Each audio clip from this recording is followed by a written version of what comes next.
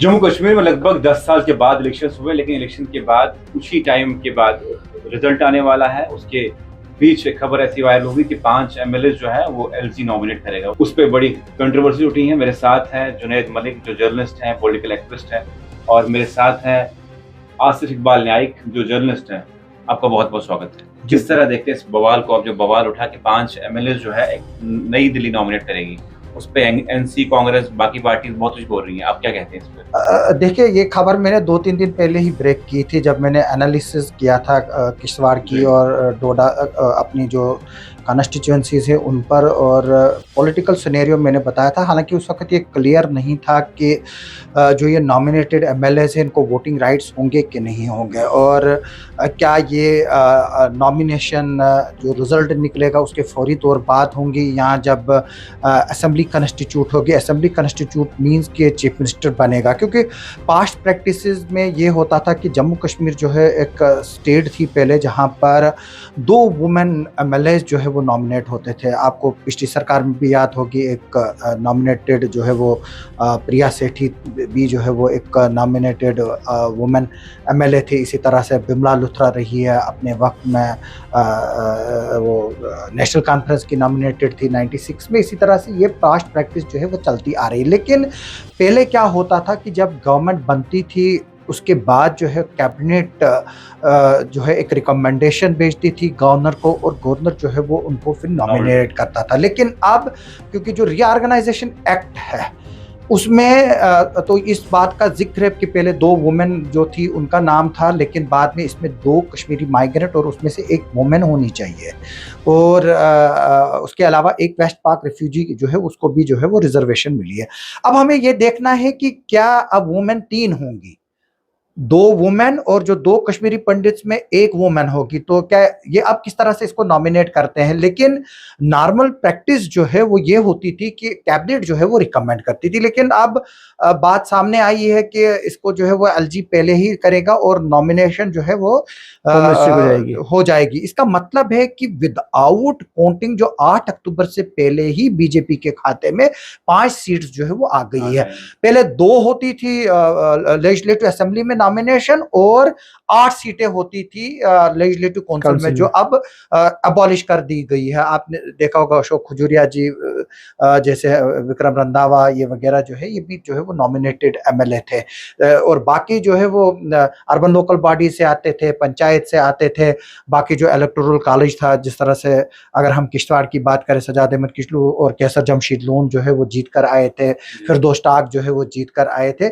ये एक प्रोसेस है। लेकिन इसको जो एनसी और जो ये लोग देख रहे हैं वो एज ए पॉलिटिकल रिगिंग देख रहे हैं कि जो कॉन्स्टिट्यूशन है उसका इस्तेमाल जो है वो किया गया। क्योंकि देखो, जिस वक्त रीऑर्गेनाइजेशन हुई उसमें 7 सीटें इन्होंने बढ़ाई, और ले देकर 37 सीटें थी जम्मू प्रोविंस में, उसको जो है वो 43 किया गया। इनको मजबूरी थी कश्मीर में 1 सीट बढ़ाने की, तो वो एक 47 हो गई, तो 90 जो है वो वहाँ है।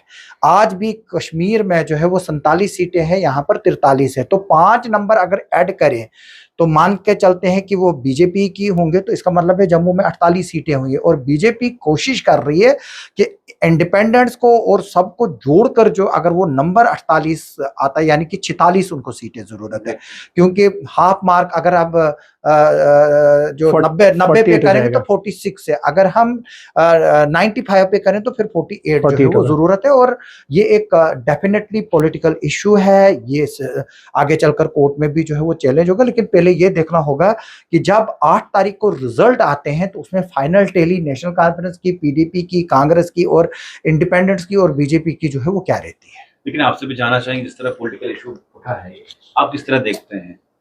देखिए, आसिफ ने बहुत ही अच्छी तरीके से एक्सेप्ट की, एक सीनियर सहाफ़ी हैं और पूरे इस इलेक्शन प्रोसेस में एक एक सीट पे, एक एक रीजन पे इन्होंने एक बहुत ही ब्यूटीफुल एनालिसिस किया है।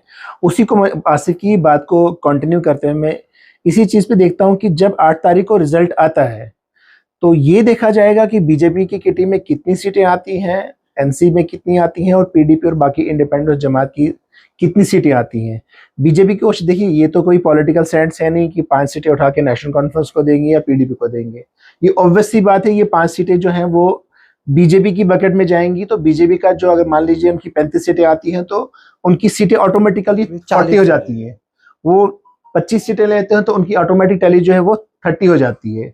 और बाद में कोशिश रहेगी बीजेपी की और सरकार, देखिए आपने 2019 में भी देखा होगा कि किस तरह गवर्नर उस टाइम पे हमारी जो थी, ये स्टेट थी, यूनियन टेरिटरी, किस तरीके से सत्यपाल मलिक जी की फैक्स मशीन खराब हो गई, किस तरीके से रातों रात स्टेट असेंबली को एबॉलिश करके एलजी को सारे पावर्स दे दिए। एलजी ने उन्हीं को कॉन्स्टिट्यूएंट असेंबली बनाया, उन्हीं को स्टेट बनाया, उन्हीं से रिकमेंडेशन किया, आखिरकार फैक्स मशीन खराब हो गई और किस तरीके से 5 अगस्त को जो है 370 को खत्म कर दिया। बाद में सुप्रीम कोर्ट ने इसको एंडोर्स भी किया। वो भी एक लंबी जंग है। लेकिन अभी 8 तारीख को जो आपने जैसे आसिफ ने बताया 2019 में 2 सीटें वो ऑलरेडी प्रोविजन था, उसी को कंटिन्यू किया। लेकिन प्रोविजन में ये था कि वो कैबिनेट रिकमेंड करती and they were not having the voting right, counting right. उस पे अभी साइलेंस बरकरार है, जिसपे जी कल रतनलाल गुप्ता ने जी भी बयान दिया है कि वो देखा जाएगा कि किस तरह। लेकिन अगर 8 अक्टूबर या 9 के बाद ही एलजी जो है 5 सीट जो ये सीटें हैं उनको नॉमिनेट करते हैं इंक्लूडिंग वोटिंग राइट्स, तो हमारे जो है कॉन्स्टिट्यूएंट असेंबली, जो असेंबली की स्ट्रेंथ हो जाएगी that will be 95 and the benchmark will be 48। तो इस नजरिए से बाकी जो पॉलिटिकल पार्टीज है इस पे ऑब्जेक्ट कर रही हैं। तो अभी वो 8 तारीख के बाद ही पता चलेगा कि क्या कंडीशंस बनती हैं। और मैं अब सवाल ये है कि जब ये रिजल्ट्स आने वाले हैं और ये र्यूमर चल रहे हैं कि बीजेपी जो है लगातार दिल्ली में मीटिंग्स कर रही है, आज भी मीटिंग है, बिल्कुल। तो क्या आपको लगता है कि बीजेपी इस कोशिश में लगातार लगी है कि हमें शायद सीटें कम आए लेकिन कहीं ना कहीं से हम एमएलए लाए खरीद के किसी तरह से, क्या आपको लगता है? देखो मैं आपको एक बात बताऊंगा, ऑपरेशन लोटस जो है वो कश्मीर में नहीं चलेगा। आप ये बात तय करके रखे, क्योंकि जो इस वक्त अगर हम सजाद लोन की बात करें, अगर हम अल्ताफ बुखारी की बात करें, अगर हम इंजीनियर रशीद की बात करें, हालांकि जो इनपुट्स आ रहे हैं चाहे वो डेमोक्रेटिक आज़ाद पार्टी, इनका सुकड़ा जो है वो साफ हो चुका है। लोगों ने वन साइडेड माइंड बनाकर जो है वो एक वोट किया, जिस तरह से 2014 में मोदी वेव में जो है वो लोगों ने वोट दिए, जिस तरह से पिछली बार इलेक्शन में आप देखिए दिल्ली में जहां आम आदमी पार्टी को 67 एमएलए के हैं और पहले बार में और फिर दूसरे इलेक्शन में 63 एमएलए आए उनको, लेकिन दिल्ली की 7 सीटें जो आम आदमी पार्टी हार गई। इसका मतलब है कि लोग जो है वो टैक्टिकल वोटिंग करते हैं। और मैं आपको एक बात बता दूं कि लोगों के ज़हनों में ये गया था कि यहाँ पर जो है वो गवर्नमेंट जो है वो नेशनल कॉन्फ्रेंस ही बनाएगी और कांग्रेस बनाएगी। और दूसरी बात मैं आपको एक बात बताऊंगा कि जो बीजेपी की जो प्रॉब्लम है, बीजेपी की प्रॉब्लम जो है वो कश्मीर है। एब्सोल्युटली कश्मीर में 47 सीटें हैं। बीजेपी जो है वो कहीं से भी ये इस तरह का नहीं लग रहा है कि 47 सीटों में से जो है वो 1 सीट जो है वो बीजेपी लेगी। अलबत्ता अगर हम कश्मीर सेंट्रिक पार्टीज की बात करेंगे, जैसे नेशनल कॉन्फ्रेंस है, नेशनल कॉन्फ्रेंस जो है वो पैन स्टेट पार्टी है, यानी कि उसको चनावेली से भी सीटें मिलेंगी, उसको पीर पंजाल से भी सीटें मिलेंगी, उसको रियासी से भी सीटें मिलेंगी। फिर अगर कांग्रेस की बात करेंगे, जिस तरह से पीडीपी जो है वो वादी में सीटें लेगी, उसी तरह से कांग्रेस भी जो है जम्मू में सीटें लेगी, चाहे 3 ले या 4 ले या 2 ले। एक्सेप्टेंसेस है, चांसेस है। अगर हम बीजेपी को कंपेयर करेंगे तो बीजेपी के लिए चांसेस नहीं है कश्मीर में कि वो सीटें ले जाए। हालांकि बीजेपी ने काफ़ी वहाँ मेहनत की है। हमारे सुनील शर्मा जी जनरल सेक्रेटरी हैं, उनकी सीट खुद दाव पे लगी हुई है और पूजा ठाकुर जो उनको एक बड़ा चैलेंज दे रही है। अब वो 8 तारीख को पता चलेगा कि वो किस साइड से जाएगा। हालांकि वो क्लोज कंटेस्ट है और जो ऑब्जर्वर उस सीट का एनालिसिस दे रहे हैं वो उसको दोनों लिख रहे हैं, एनसी बीजेपी, यानी कि वो ये डिसाइड नहीं कर पा रहे हैं कि वो सीट किसको जाएगी, क्योंकि वन साइडेड कंटेस्ट नहीं है। तो बीजेपी ने जो है वो करोड़ों रुपया कश्मीर में खर्च किया है। उन्होंने अपने लोगों को गेस्ट हाउसेस अलॉट किया है, हाई कोर्टों से डायरेक्शन से आ रही है, पिटिशनें आ रही है कि खाली करो, नहीं हो रहा है। और हमारे सुनील जी जो है वो अपनी कॉन्स्टिट्यूएंसी किश्तवाड़ के बजाय कश्मीर में बैठे हैं, आज भी कश्मीर में बैठे, लेकिन आज दिल्ली है क्योंकि मीटिंग है वहां पर, जैसे आपने बोला जेपी नड्डा साहब वगैरह जो है वो मीटिंग। नेशनल कॉन्फ्रेंस को majority of the seats Kashmir में आएंगी, उसके बाद कांग्रेस और पीडीपी को आएंगी, और जब ये बात इज्जत की आएगी, तो जिस तरह से फैक्स मशीन की खराबी की बात की जुनैद ने, इस बार वो फैक्स मशीन खराब नहीं होगी।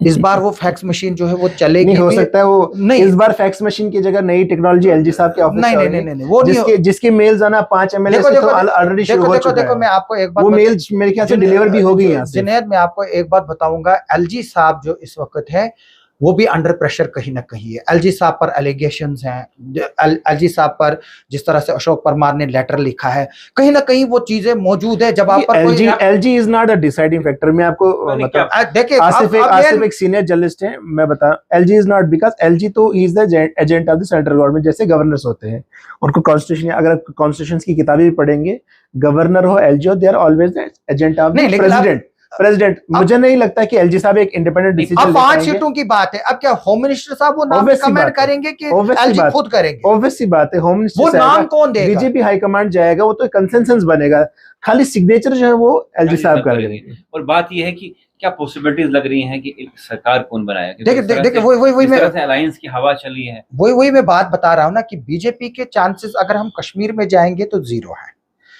लेकिन एनसी और कांग्रेस जो की बात, अगर हम अलायंस की बात करें, राजौरी पूंछ में हमारे चिनाब बेल्ट में, चिनाब रीजन में जो है वो 8 सीटें हैं, तो इधर से भी मेरे ख्याल में 7 है, 8 सीटें, 8 राजौरी पूंछ में है, 8 सीटें हो गई, 8 दूने 16। उन 16 सीटों में एनसी और कांग्रेस अलायंस के इस वक्त 11 से 12 सीटें जीतने के चांसेस, हाँ, जबकि बीजेपी के कश्मीर में लेने के 0 है। 47 ऑलरेडी वहां है, और अगर हम चिनाब बेल्ट और उसकी 11 और 12 ऐड करेंगे वो बनती है 59, यानी कि 59 सीट्स पर एंटायरली कश्मीरियों का कब्जा होगा। और साथ में फिर हम बाहर निकलते हैं। अब रियासी की बात लीजिए, मुमताज खान इस वक्त है, वो जीत की कगार पे है। फिर आप ग्रेटर जम्मू की बात कीजिए, जो स्टेट की बात कर रहा है, क्योंकि कश्मीरी जो है उसको डाई डिस्ट्रिक्ट बोलते हैं, यानी कि आप उधमपुर को लीजिए, कुठवा को लीजिए, सांबा को लीजिए और जम्मू को लीजिए। ये जो है इनमें जो है, इसमें भी कांग्रेस जो है 3 या 4 सीटें। बड़ी बदकिस्मती की बात है, मैं हमेशा अपने जर्नलिस्ट जैसे आपने इंटेलेक्चुअल से बात करते रहता हूँ कि जम्मू की सबसे बड़ी problem we are the people of Jammu, जैसे आसिफ है, मैं भी, हम जम्मू, लेकिन जम्मू में हमें समझा जाता है we are considered as a Kashmiri. तो मैं हमेशा अब हमारे सीनियर जैसे बोलता हूँ कि जम्मू सिर्फ जम्मू डिस्ट्रिक्ट और जम्मू प्लेन्स नहीं है, जम्मू में रामबन है, रजौरी है, रामबन है, डोडा है, भद्रवाह है, किश्तवाड़ है, रियासी है, सुकना है। तो इस जो नैरेटिव है अब इस बार बीजेपी ने दिया है कि बीजेपी का जम्मू का Hindu chief minister, there are 3 definitions, एक Jammu plus Hindu plus Dogra chief minister. तो ये एक नैरेटिव चलाया गया फिर से दोबारा। मैं अपने दोस्त से सवाल कर रहा था कि भाई 2014 में तो आपके पास 25 सीटें थी, तब जम्मू का हिंदू नहीं था क्या? तब जम्मू का जो डोगरा था वो डोगरा नहीं था क्या? आजाद साहब क्या है? आजाद साहब, तो ये जो है आपने, हालांकि आजाद साहब ने खुद ही कांग्रेस छोड़कर अपने आप को खुद ही जो है वो उसने खत्म किया, वो दूसरी बात है। लेकिन आजाद साहब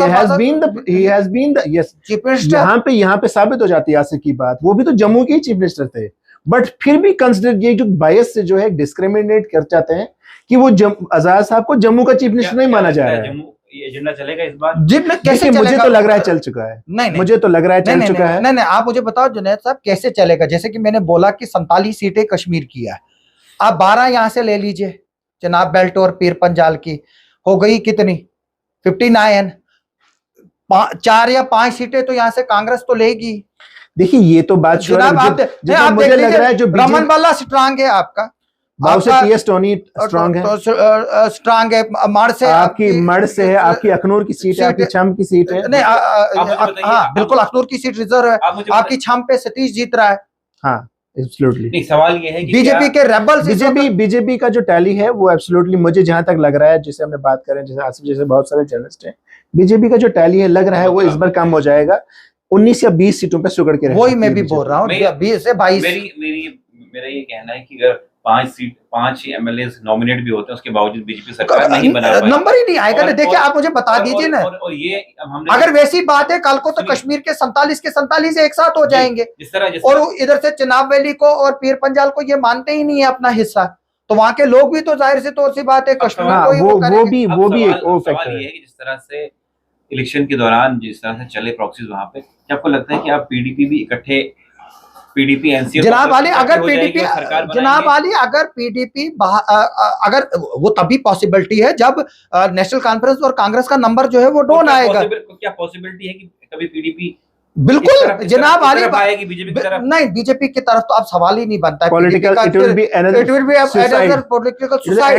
आप मुझे बताइए कि इस वक्त नेशनल कॉन्फ्रेंस क्यों बीजेपी के साथ जो है वो गवर्नमेंट बनाएगी, जबकि उसको पीडीपी जो है वो खुद दरवाजे पे चलकर आकर उसको जो है सपोर्ट करेगी। क्योंकि अगर पीडीपी नेशनल कॉन्फ्रेंस को गवर्नमेंट में एमएलए शार्ट पड़ते हैं और पीडीपी सपोर्ट नहीं करेगी, इन सब का कैरियर खत्म हो जाएगा। यहां पर फिर से एलजी शासन लगेगा, फिर ये 4-5 साल के बाद फिर इलेक्शन कराएंगे। ये मजबूरी थी, सुप्रीम कोर्ट का डंडा था इनको, क्योंकि अगर ये सुप्रीम कोर्ट की डायरेक्शंस नहीं मानते, फिर जो सुप्रीम कोर्ट ने आर्टिकल 370 को एंडोर्स किया है, फिर ये बोलते जब आप उसको नहीं मानते तो फिर इसको कैसे, half judgment can not be implemented. क्यों जुनैद? बिल्कुल सही बात है आपकी। देखिए सरकारों का तो अपना इंटरेस्ट होता है, पॉलिटिकल पार्टीज का अपना इंटरेस्ट होता है। इस वक्त जो है नेशनल कॉन्फ्रेंस का देखिए, अगर लाइंस शेयर आपकी बात करेंगे तो नेशनल कॉन्फ्रेंस की, हालांकि ड्यूरिंग कैंपेनिंग उमर अब्दुल्ला ने ट्वीट करके राहुल गांधी पे सवाल भी उठाया कि हमने कोलिशन में जो है मेजर पार्ट जो दिया है वो जम्मू का कांग्रेस को दिया है, लेकिन राहुल गांधी कश्मीर आके उस दिन सेम डे वो सोपर में कैंपेनिंग कर रहे थे। तो कोलिशन में जो इंटरनल टिडबिट्स जो कॉन्फ्लिक्ट्स है वो तो चलते रहते हैं, लेकिन बट इट्स फॉर जितना मेरे को लग रहा है, जनाब अली आप देखिए ना, नेशनल कॉन्फ्रेंस जो है वो मजबूर होकर कांग्रेस से अलायंस कर गई, वरना आप देख लीजिए इंदरवाल जो है वो सीट उन्होंने सेक्रीफाइस की, जबकि प्यारेलाल शर्मा उनका एक स्ट्रॉन्ग विनिंग कैंडिडेट था। आपने भद्रवाह में नदीम शरीफ न्याज को वहां पे गलतियां कर गई, लेकिन नदीम शरीफ न्याज ने जो है वो लास्ट पे सरेंडर किया, वो महबूब इकबाल के साथ है। चिनाब वैली और इस वक्त बीजेपी को अगर कहीं से डेंट लग रहा है वो पीर पंजाल से और चिनाब वैली से लग रहा है। चिनाब वैली में इनके 2014 में 6 में से 5 सीटें थी, अदर देन गुलाम मोहम्मद सुरूरी। अब सवाल 4 थे और विकार रसूल थे। अब सवाल ये है कि जिस तरह से इलेक्शंस हो रहे थे उन दौरान जमात, हुर्रियत, इंजन रशीद और बीजेपी कहीं ना कहीं सोच रही थी कि मसूद बेसिकली सबसे बड़ी बात है, देखिए जनाब अली देखिए तो सरकार बना सकते हैं, जिस वक्त आज भी अपनी पार्टी मसूद एक ऐड करना चाहूंगा, कश्मीर में इस बार जैसे आसिफ से बात कर रहे थे, जो कश्मीर में जो एक पॉलिटिकल पार्टीज की क्वालिफिकेशन होती है उसमें सबसे बड़ा कश्मीर में एक जो क्वालिफिकेशन ऐड हो गई थी वो जेल था। Jail was a new normal. Jail एक नई क्वालिफिकेशन बन गई जो इंजीनियर रशीद के आने के बाद साबित हो गई थी। उसके बावजूद मेरे को तो हैरानगी इस बात में आसिफ से भी डिस्कस करना चाहता था, जो इंजीनियर रशीद का तरफ से आपने टेरर फंडिंग, टेरर चार्जेस में आपने जमात को बैन कर रखा है, तो वो इलेक्शन लड़ रही है। अब वही कैंडिडेट्स आपके इलेक्शन लड़ रहे हैं, तो how that is possible? Why you allowed them? Engineer मैंने ये तारुण चुग से किश्तवाड़ में सवाल पूछे, उन्होंने बोला हर एक को डेमोक्रेटिक राइट। इट मींस के कल एचएमबी इलेक्शन लड़ेगी, दे विल अलाउ देम। लश्कर भी कल इलेक्शन लड़ेगी, दे विल अलाउ देम। इसने यासिन मलिक ने कहा है कि he became a Holi cow, उसने बोला कि नहीं जी अब मैंने वेपन छोड़ दिया है, मैं जो है वो गांधी की राह पे हूं। तो जो उसने कत्ल किया तो क्या वो माफ हो जाएंगे? सवाल ये कि हुर्रियत जेल में सिर्फ इंजीनियर रशीद और सरजान बरकाती नहीं थे, वो सवाल कश्मीर से भी उठ रहे थे। बहुत बड़े नईम खान है, नहीं फिर यासिन मलिक ने फिर यासिन मलिक को भी अलो कर देना चाहिए था। तो देखिए ये यार अफजल गुरु का भाई इलेक्शन लड़ रहा है। 2014 में भी देखा था कि पीडीपी और बीजेपी एक दूसरे के खिलाफ इलेक्शन लड़ रहे थे। मुझे तब के भी स्लोगन्स याद है कि बीजेपी को पाकिस्तान की पार्टी कहा गया, टेरर सिंपैथाइजर्स कहा गया, पीडीपी को टेरर सिंपैथाइजर कहा गया। और जिस दिन इलेक्शन रिजल्ट, मुझे याद है जिस दिन इलेक्शन रिजल्ट निकला तो अमित शाह जी ने प्रेस कॉन्फ्रेंस में कहा our doors are open for all. और जब गवर्नमेंट बनी और मुफ्ती साहब मोदी से मिल के आए तो उन्होंने कहा कि तूफान का आदमी है, और जो जिस तूफान का अभी तक वो सामना कर रहे हैं। जनाब अली बात सुनो, जब मुफ्ती सईद की और राम माधव की मीटिंग त्रिकुटा नगर में हुई थी, मैं पहला जर्नलिस्ट था जिसने वो खबर की थी। उसके बाद हमारे अर्ली टाइम्स में भी फोन आया था कि थोड़ा सा इस पर नहीं करो। ये मैं अब ऑन रिकॉर्ड बोल रहा हूं कि किस तरह से वो चीज हुई थी, लेकिन आज के वक्त में वो सिनेरियो नहीं है। तब आर्टिकल 370 नहीं था। मैं लोगों को ये बताता हूं अक्सर, देखो जुनैद, मैं ये बात लोगों को बताना और ये चीज क्लियर करना चाहता हूं कि मैं आर्टिकल 370 था, मैं तब भी इंडियन था। आर्टिकल 370 नहीं है, मैं तब भी इंडियन हूँ। वो कोई न मेरी सिचुएशन कोई हुआ। आर्टिकल 370 से पहले मैं अपनी नेशनलिटी ना पाकिस्तानी लिखता था, ना बांग्लादेशी लिखता था, ना जम्मू कश्मीर का लिखता था। सवाल ये है, पासपोर्ट मेरा था, उस पर नेशनलिटी इंडियन नहीं थी, आज भी वही इंडियन है। ये सवाल तो गिलानी साहब से भी एक बार बीबीसी ने पूछा था कि आप बाहर जब जाते हैं क्या तो अपनी पासपोर्ट पे आप क्या नेशनलिटी लिखते हैं? नहीं, अब सवाल ये ये तो है यार नहीं, वी आर इंडियन चाहे था या नहीं था। हम थोड़ा मुद्दे से भटक रहे हैं। सवाल ये है नहीं, कि क्या हुर्रियत, जमात, अपनी पार्टी पीसी, ये अगर मिल भी जाए या इंजन की पार्टी मिल जाए तो क्या सरकार भाजपा बना सकती है? जनाब लगता अली, नहीं ये है। 6 से ज्यादा सीटें चढ़ ही नहीं रहे ना। नहीं सजाद लोन लगता है। आपका हार रहा है, इंजीनियर नहीं, रशीद इंजीनियर का रशीद- भाई अपना इंजीनियर हार का रहा हाँ, है। बार जो बार। लास्ट रैली हुई थी हंदवाड़ा फ्रूट मंडी में 700 लोग भी नहीं थे, वो 2 Absolutely. कॉन्स्टिट्यूएंसी के थे। ये वही कॉन्स्टिट्यूएंसी थी जहां से 70,000 वोट जो है इंजीनियर रशीद को पार्लियामेंट इलेक्शन में मिला। जो इंजीनियर रशीद की जीत थी पार्लियामेंट इलेक्शन की, और वही तो रहमान पारा को 2.5 लाख वोट जो पड़ा, वो एंटी इंडिया एजेंडे के खिलाफ था, वो एंटी इंडिया वोट था। यानी कि जो एजेंडा आप चलाना चाहती आप थी इसको बीजेपी एंटी इंडिया गवर्नमेंट, नहीं कह सकते। नहीं नहीं, एंटी इंडिया सेंटीमेंटल वोट मिला सेंटिमेंटल जनाब अली। एंटी 2019 का जो नहीं नहीं नहीं नहीं, अपने आप को फिर फोर्थ में क्यों नहीं मिला वो? फिर मियां अल्ताफ साहब क्यों हारे? मियां अल्ताफ साहब जीते। पीरी मुरीदी का अलग पीरी फैक्टर था। मुरीदी की बात वो नहीं है, पीरी देखो मुरीदी वो का अलग एंटी फैक्टर इंडिया था। वोट मिला। इट मींस कि कश्मीर में वो आइडियोलॉजी आज भी जिंदा है, और लोगों को इस इलेक्शन में ये समझ आ गया कि इंजीनियर रशीद को बाहर छोड़ा गया ताकि वो एनसी और कांग्रेस के अलायंस की सीटें काटे और वो चाटा मेजॉरिटी हो जाए और बीजेपी को जो है वो ज्यादा बनाने का मौका। सवाल मैं करूंगा आपसे जुनेद साहब, क्या आपको लगता है कि तमाम डिबेट, ये डिस्कशन खत्म हो गई, सरकार कौन बनाएगा और क्या पॉसिबिलिटी है? फिर आपसे सवाल करूंगा। देखिए मैं एक बात बता दूंगा।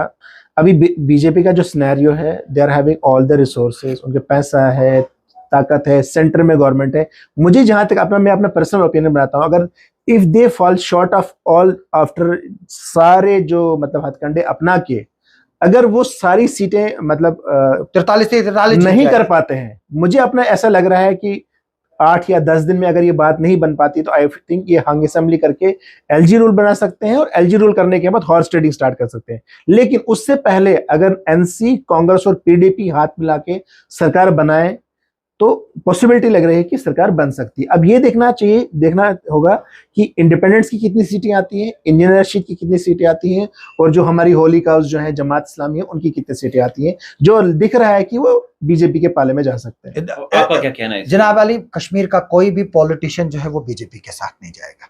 इंजीनियर रशीद जाएगा, सारा खत्म हो जाएगा। पहले सीटें ही नहीं आ रहे हैं, एक सीट उसको आ रही नहीं आ रही है। सजाद लोन हार रहा है, जैसे मैंने बोला पीपुल्स कॉन्फ्रेंस। जिस तरह सजाद लोन ओपनली एक्सपोज हो गया आज, वो जनाब मैं डिसएग्री करता हूं। सजाद लोन ट्रैगाम, हंडवारा और लांगेत की सीट, मुझे जहां तक मेरे दोस्त जितना ग्राउंड पे कर रहे हैं, 3 सीटें, 2 या से 3 सीटें जो पीसी को मिल सकती हैं। आसिफ के अपने सोर्सेज। आप गुलाम साहब मीर हार रहा है, वहां पर फारूक साहब पीर जीत रहे हैं नेशनल कॉन्फ्रेंस के। गुलमर्ग की सीट की बात कीजिए, आप पहलगाम की बात कीजिए, अल्ताफ कल्लू जीत रहा। आप बिजबिहाड़ा की बात कीजिए, वहां पर डॉक्टर वीरी आगे है। सवाल ये है कि पॉसिबिलिटीज क्या है? पॉसिबिलिटीज मैं आपको बताऊंगा। उमर अब्दुल्ला चीफ मिनिस्टर होगा, इस बात में कोई भी दो राय नहीं है। नेशनल कॉन्फ्रेंस चीफ मिनिस्टर का क्या होगा? हमारे जम्मू के सेंटिमेंट क्या है? जनाब अभी जम्मू सेंटिमेंट का क्या? जनाब जम्मू सेंटिमेंट्स की बात नहीं है, पब्लिक सेंटिमेंट्स की बात है, और लोगों ने वोट किया है। पब्लिक तो जम्मू की भी है। पॉसिबिलिटीज ये है कि जम्मू जो है वो इस बीजेपी जो है वो उस नैरेटिव को कैटर करने में नाकाम हो गए हैं, क्योंकि पिछले 10 सालों में उनकी गवर्नमेंट थी, उनका एलजी था, और जो नैरेटिव था वो चीज है। अब अल्टीमेटली जो है हमें जो खबरें आ रही हैं, नेशनल कॉन्फ्रेंस जो है वो ऑन इट्स ओन 36 से 38 सीटें जो है वो ले रही है, और कुछ उसको 40 भी दिखा रही है। 40 वो सीटें होती है, अगर 8 या 9 सीटें कांग्रेस लेती है तो वो बनती है 48 के करीब, 46 के। और इंडिपेंडेंट की आप बात कर लीजिए इंद्रवाल से, चाहे प्यारेलाल शर्मा जीते चाहे सुरूरी जीते, वहां बीजेपी से तो नहीं जीतेगा। तारिक हुसैन कीन साहब के मैं माफी चाहूंगा अगर उनके सपोर्टर सुन रहे हैं तो कम चांसेस है। ओवरऑल करके जो कांग्रेस और एनसी का और अदर अलायंस है, ये 56 to 58 सीट्स पे जाएगा। जो अभी ट्रेंड्स आ रहा है, सरकार उनकी बनेगी, और बीजेपी को जो है वो अपोजिशन में बैठना है, और उनको वही हिंदुत्व वाला एजेंडे पर जो है रिवर्क करना होगा। मैं आपको ये बात बताऊंगा, जब तक हिंदू और मुसलमान जिस पार्टी के साथ दोनों नहीं होंगे, यहाँ पर गवर्नमेंट नहीं बनाई जाएगी। जिस तरह से किश्तवाड़ की बात करूंगा मैं, जिसके साथ हिंदू और मुसलमान होंगे वही जीतेगा। इसी तरह से पार्डर में अगर सुनील शर्मा ने ये सोचा होगा कि सिर्फ मुझे हिंदू वोट देंगे मैं जीतूंगा, वो सबसे बड़ा फेलियर है। इसी तरह से शगुन परियार ने किश्तवाड़ में जो किया उसको ये लगा कि मुझे सिर्फ हिंदू वोट मिलेगा, उसने मुसलमान को कभी भी वोट अप्रोच नहीं की। अमित शाह जी चौगान ग्राउंड में आए, वहां पर उन्होंने माता सरतल देवी का नाम लिया, माता मचेल का नाम लिया, लेकिन साथ में दरगाह शाह असरारुद्दीन और शाह फरीदुद्दीन बगदादी रहमतुल्लाह अलैह की, हालांकि वहाँ लोग दोनों कम्युनिटीज के जाते हैं। हिंदू कम्युनिटी के लोग अगर कोई फसल पेली होती है वहां चढ़ाते हैं, गाय बछड़ा देती है, उसका जो पहला दूध आता है वो जियारत पर चढ़ावा, मतलब they focus only on Hindu votes. और ये पॉसिबल नहीं है कि जब तक आप सिर्फ हिंदू मुस्लिम सिख इत्तेहाद वोट नहीं लोगे, आप जम्मू कश्मीर में नेशनल कॉन्फ्रेंस की बड़ी स्ट्रेंथ है। तभी नेशनल कॉन्फ्रेंस मुस्लिम कॉन्फ्रेंस से नेशनल कॉन्फ्रेंस बन गई। अगर मुस्लिम कॉन्फ्रेंस होती तो शायद आज नेशनल कॉन्फ्रेंस वजूद में ही नहीं होती। बात जो दोनों जर्नलिस्ट है उनका ये कहना था कि जब तक हिंदू और मुस्लिम एक साथ नहीं चलेगा, किसी भी पार्टी का जम्मू कश्मीर को लेकर नाव नहीं चढ़ सकती, नहीं कहीं भी। और असेंबली इलेक्शन हुए, वोटिंग के जो रिजल्ट्स हैं कुछ दिनों में आने वाले हैं, सरकार कौन बनाएगा ये तो वही वक्त तय करेगा। लेकिन हमारा क्या एनालिसिस था, जो हमारे पास सीनियर रिपोर्टर्स थे, सीनियर जर्नलिस्ट हैं या एनालिस्ट हैं, इनने क्या कुछ कहा, आप किस हद तक सहमत है इनकी बातचीत से, इनके जो इन्होंने अपने एनालिसिस दिया, कमेंट्स में जरूर लिखिएगा।